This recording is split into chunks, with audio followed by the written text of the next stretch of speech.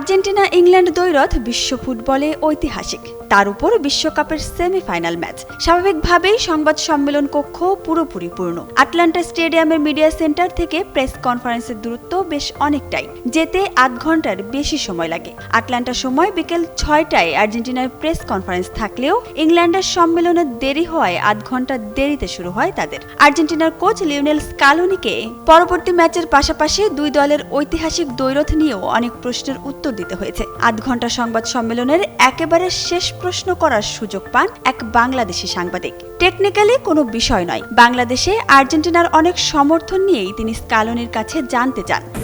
আমাদের উঠে দাঁড়াতে হবে, সকল অন্যায়ের বিরুদ্ধে রুখে দাঁড়ানোর এনার্জি পার্টনার। এ নিয়ে আর্জেন্টিনার কোচ বলেন, আসলে আমরা বিস্মিত।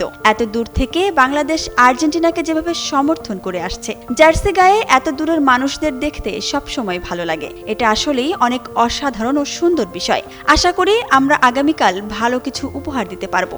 বাংলাদেশে আর্জেন্টিনা ব্রাজিলের সমর্থন দীর্ঘদিন থেকেই, তবে 2022 সালের কাতার বিশ্বকাপে এটি সবচেয়ে বেশি আলোচনায় আসে। আর্জেন্টিনার কোচ স্কালোনি কাতার বিশ্বকাপে বাংলাদেশের উন্মাদনা নিয়ে নিজেই মন্তব্য করেছিলেন। এবার আর্জেন্টিনার ম্যাচের মিক্সড জোনে এমিলিয়ানো মার্টিনেজ, সংবাদ সম্মেলনে ব্রুনো গিমারেস বাংলাদেশ নিয়ে মন্তব্য করেন। আর এভাবেই বিশ্বকাপ না খেলেও বিশ্বকাপের অংশ হয় বাংলাদেশও।